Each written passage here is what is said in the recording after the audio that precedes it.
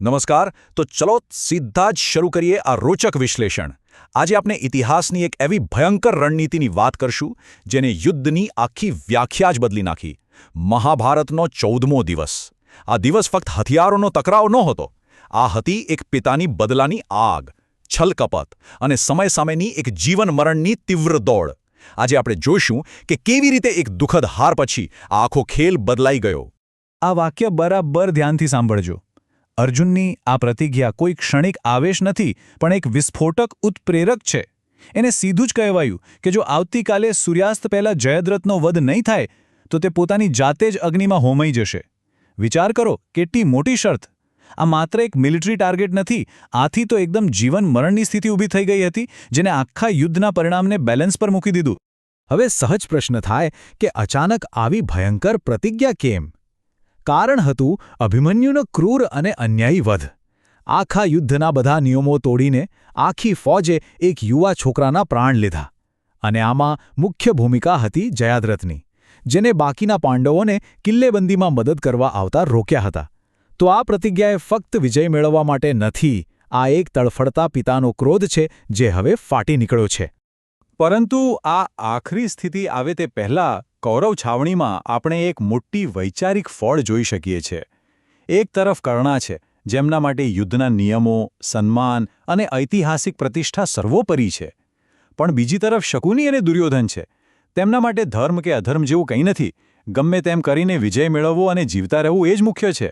રણનીતિમાં દૃષ્ટિકોણનો આ ફરક ખૂબ મહત્વનો હતો. તો કૌરવોની માસ્ટર પ્લાન ખરેખર શું હતી? શકુની અને દુર્યોધન એકદમ ક્લિયર હતા. તેમને સમજાઈ ગયું હતું કે અર્જુન સાથે સામેથી લડીને જીતવાની કોઈ જરૂર જ નથી. તેમને માત્ર સમયને પસાર થવા દેવાનો હતું. જયદ્રથને છુપાવી દો, જેથી સૂર્યાસ્ત થશે અને અર્જુન પોતાની જ પ્રતિજ્ઞાના ભારથી આત્મહત્યા કરી લેશે. આમ સમય અને અંતર જ તેમનું સૌથી મોટું હથિયાર બની ગયું. પણ રણનીતિ બનાવવી અને એનો અમલ કરવો, આમાં ઘણો ફરક છે. જયદ્રથની હાલત ખરાબ હતી. અર્જુનથી તે એવો તો ડરી ગયો હતો કે તે સીધો દુર્યોધન પાસે ગયો અને કરકરાવા લાગ્યો કે મને મારા રાજ્ય સિંધુ ભાગી જવા દો. દુર્યોધન માટે આ એક નવી સમસ્યા હતી. તેણે જયદ્રથના ભાઈને શાંત કરવો પડ્યો અને એની યોદ્ધા તરીકેની પ્રતિષ્ઠાનું અભિમાન જગાડવું પડ્યું, જેથી તે ભાગી ના જાય.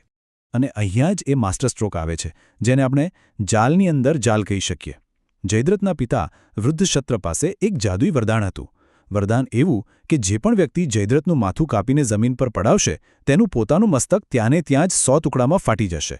વિચારો, ખરેખર આ માથું ફરી જાય એવી વાત છે. જો અર્જુન સફળ પણ થઈ જાય તો પણ તે પોતાના મૃત્યુને જ આમંત્રણ આપી રહ્યો હતો. આખા 14મા દિવસને આપણે એક ટિકિંગ ક્લોક, એક ચલતી ઘડિયાળ તરીકે જોઈ શકીએ. દરેક પસાર થતી મિનિટ આપણે આકાશમાં સૂર્યની ગતિશીલ દિશા સાથે જોડાઈ જતી હતી. સવારથી લઈને બપોરના સુરક્ષા ચક્ર ભંગ કરવા સુધી આખો દિવસ એક ગભરામણ ઊભી કરતી સમયની દોડ બની ગયો.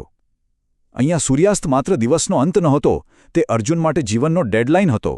અર્જુનના કામને અસંભવ બનાવવા માટે સેનાપતિ દ્રોણાચાર્યે 3 ખતરનાક લેયર્સવાળી મિલિટરી રચના બનાવી.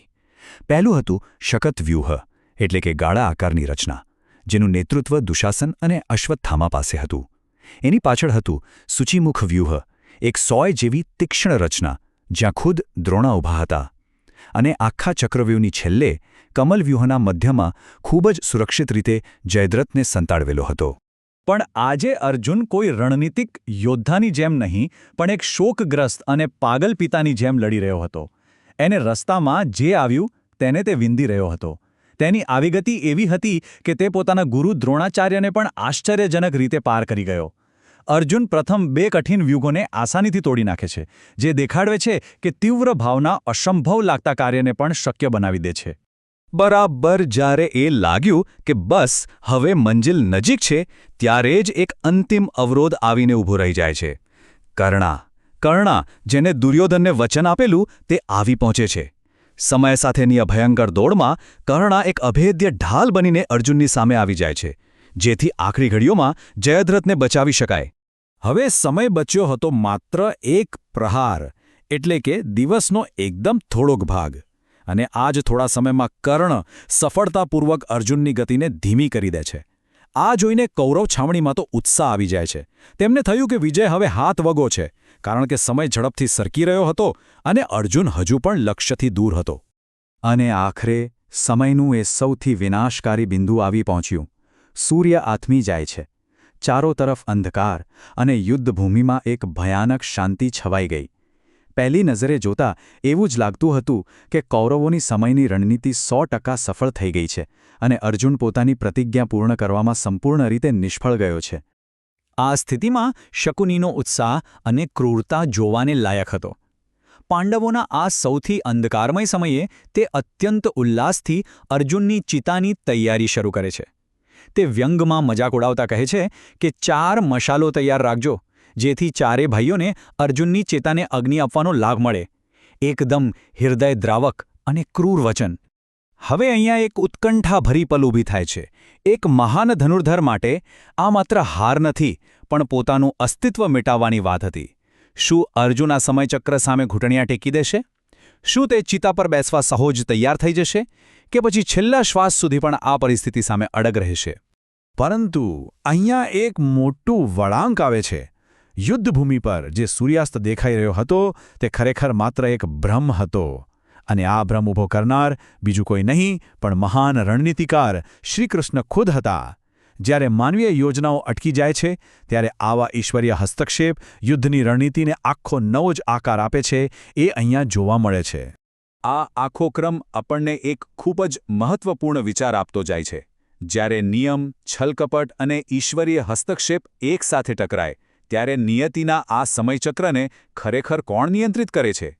જ્યારે માનવીય યોજનાઓનો અંત આવે ત્યારે વિજયનું સાચું સ્ટીયરિંગ કોના હાથમાં હોય છે? વિચારજો આના પર.